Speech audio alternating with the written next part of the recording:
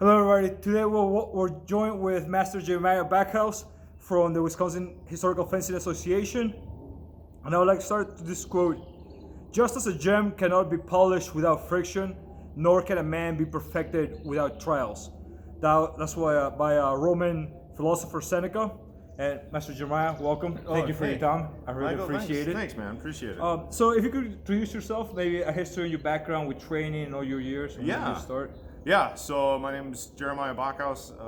As you said before, I've been training in HEMA for 17 years, I think now. Wow. So there was a joke that came out online a long time ago. Is like, are you pre-internet, pre-ARMA, or post-ARMA, whatever? And I kind of fall right in the middle of all that. Okay. So I started training when I was in college with a guy named Hank Reinhardt, who I didn't get direct instruction from him. I just got some of his writings, and that later turned into ARMA, and so I got in with that. So I'm from the old school where we didn't have gambesons. We had fencing helmets and MMA gloves is what we used for that.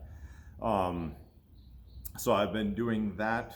That's how I started, so 17 years-ish ago. And then I helped form a couple different organizations. Some of them were global and some of them were more local. I'm a founding member of the Wisconsin Historical Fencing Association. And then with Aaron Pennenberg and Master Aaron Pennenberg, Master Eric White, we formed the company of the Masters of Defense.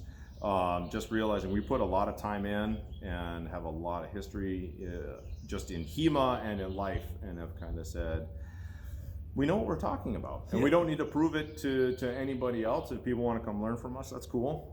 If they don't, that's cool too. Exactly. We kind of have our lanes now. So that's my HEMA history. All right, so it's about 17 years of training, you said, right? And before that, you did wrestling, correct? Correct. I am in high school. I was a 4-time state qualifier in 2 different states. In Wisconsin, I was a state runner-up and a state champion. I wanted to train to go to the Olympics. I had a personal coach, and I was working on making it that way, and had an unfortunate accident where my knee bent sideways, and that ended my collegiate wrestling dreams. But yeah, I was very, very heavily into wrestling. And when did you start wrestling? I actually started in 7th grade. 7th grade, so that's like 12 years? 11 years? From now ago? No. What age were you? Like 11 13, 12 or 13. 12 or 13. So altogether, how long would you say you've been training?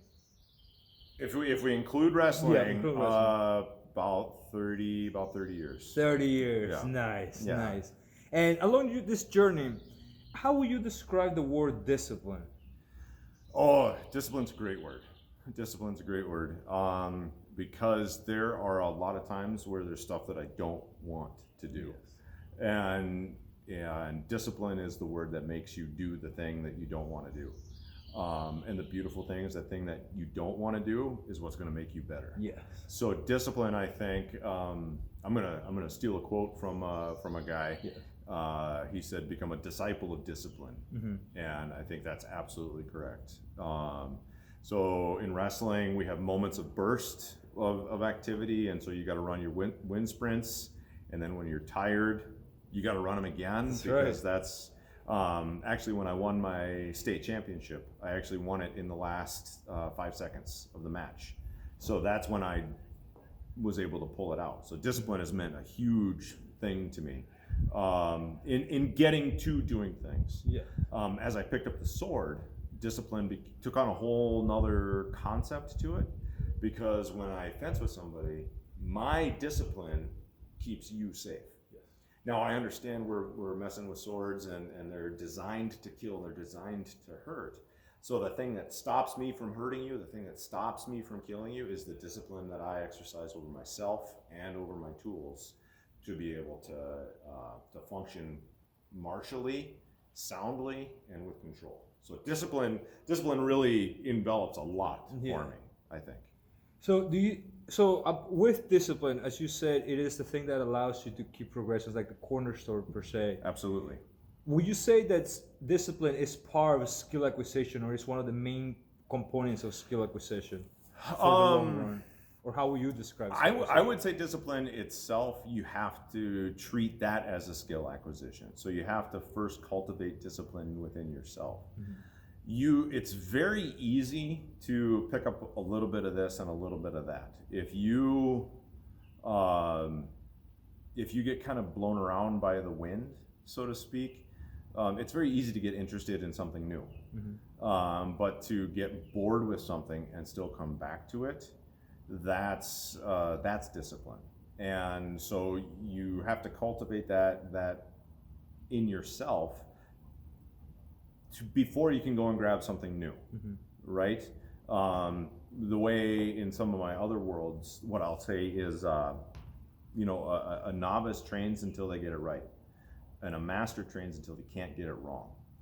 And that's discipline, So when I put that into myself, that I'm going to throw another. By all means, yes. I'm going to throw another 500 reps of something in there. That's me moving to that level. So, and I didn't have that. Originally, I didn't have that. I don't think there are very many people who have that. I think that's something you have to be purposeful in, saying, okay, now I can go. Now this is where I need to be. So, so I'm going to do more. So yeah, I treat discipline itself as something to gain, and then you start to apply it in other areas, and you can then build more skills on top of that. Which is why with the longsword, people come in who have no interest in longsword, which is fine, but it's a foundational tool. So I use that kind of as a gauge for discipline. Like if you can stick with doing this for a while, then I can open you up to and expose you to some really other cool stuff. But if you don't have the discipline to learn this really well, I don't think you're going to have the discipline to go to the next level on these other things. Yes. If that makes sense. Yeah, absolutely. Yes. So. Along your journey, I talked to this Master Eric before. We'll talk about sacrifices along the journey. Have there been like days in which you had to sacrifice, say, the loss of entertainment or other things in order to remain in your track? Absolutely. So in my early years, I didn't have a club. I had to learn from actually Master Aaron Pendenberg first. And he lived about an hour, 15 minutes away from me. And so I would leave, and I was newly married at the time. And so I sacrificed time with my wife. Later on, I sacrificed time with my family to go up there and say, no, this is time for my business, for my skill, for something that I truly believe is part of who I am. Your passion. Yeah. So, so I think there's an exchange, because there are some times where I had to tell Master Pendenberg, I said, no, and now I need to be a husband. Now I need to be here. So I want to be careful about saying blind sacrifice. Because even though I love fencing, it's part of my livelihood, it's something I need to do, I still need to value my wife and my family appropriately as well. Try to create a balance as much as you can. Right. As much as you can, because life always throws you around. Right. So then there are times when I work it in, like I'll get up and train. I'll go for a run and then hit the pedal for half hour before anybody's awake. So then I can get my training in before the family wakes up. And yes. Then, so yeah, so there's definitely sacrifice in the family side to be able to do this. It becomes, well, just like anything in life, it's a business transaction. If I want this, I have to give that for it. Equivalent exchange. Yeah, and if I want to be better as a fencer, I have to exchange something for that. And what do I value? What do I value that thing that I'm gaining?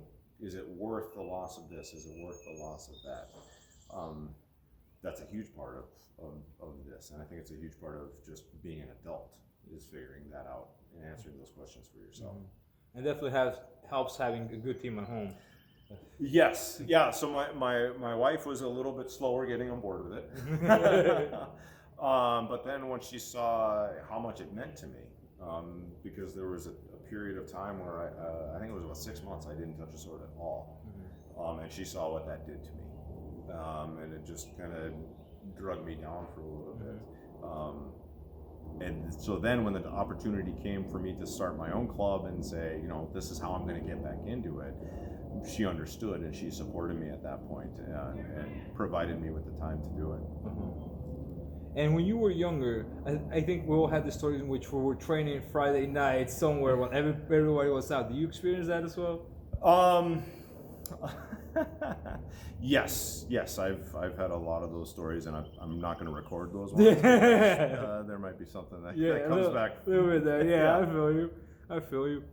So along your journey, what do you think, outside of discipline, maybe it is discipline, what do you think is the thing that has helped you stay true to yourself, to your own passions? I read a lot of philosophy. So I do that. I spend a lot of time thinking, and actually really recently I picked up long distance running. Okay. So as a wrestler, I was a heavyweight. So even though we would run, I wouldn't run as much as everybody else. Yeah.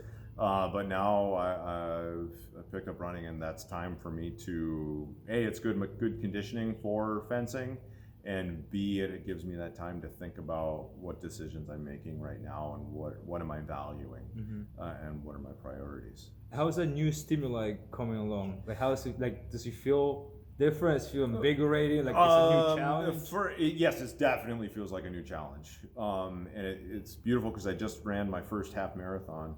And nice. I finished. The time doesn't matter. It's the fact that I finished, and I was like, "Oh, this means something." And so then it became better. The discipline that I put in on the front end of I'm running 2 miles. Woohoo! Well, now I just ran 13. This means something, and it's valued. Yeah. So so whatever people finished before me, people finished after me, but it's your journey. It was right here. It was my journey, and it was good. And the extra beautiful is I ran it with. Aaron. I ran with Aaron. Nice. We crossed the line together. Yeah. That's awesome.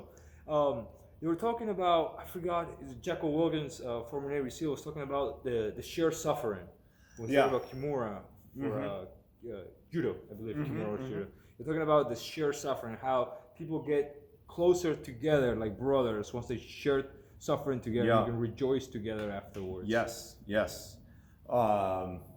Jocko Willink, I read his book Extreme Ownership. Okay. Really big into that one, and he's got a lot of really good stuff to provide for that. And if you're talking about getting through stuff like that and how it brings you together, actually the Disciple of Discipline is David Goggins. Yes. Is a book that I never finished. Is the book that I listened where I stole that from. Okay. So nice. The last question, Master Jeremiah. What outside the world of fencing, what do you think has helped you in your journey? What do you think helps you throughout the day? For example, I know you're a blacksmith, like I'm craft, a blacksmith. correct? Yep. So I'm a blacksmith. I'm also a pastor. You are a pastor. Nice. Yeah. The holy sword. I'm a father of 2. My wife helps me a lot. She keeps me grounded. She thinks differently than I do, so it helps me to do that. Honestly, when it comes to fencing, when it comes to HEMA, my life as a blacksmith really helps because it's an attention to detail. And I think the thing that I try to bring to all of my classes and to all of my students is an understanding of the tool that is fairly unique as a blacksmith. That I know how this tool is made, and that influences how it's used. Yes. And so I try and bring that up whenever I can. Nice, thank you very much. And just in this last quote, it is by Gus D'Amato. It's making fire out of fear. It talks about how a student comes to him with a little spark, and then he feeds the spark till it becomes a flame. Then he feeds the flame till it becomes a blaze. Then he feeds that blaze till it becomes a raging tornado. I think you have done that every time you come to us, because this would be the 5th class I had with you. One time I was on Friday at Franklin. Yeah. And that little piece that you bring in, that little curiosity per se, instead of fear, it allows the flame to keep going and keep progressing. So thank you very much for that. Pleasure. I really appreciate that. Hopefully this can be the first of many. I really love talking to you. I know we're a little short on that because we're closing. Yep. But I really appreciate everything you've done for us. Thank you very much. Michael. Thank you. All right. And links for the website as well as his club will be down in the description. Thank you very much for watching and take care.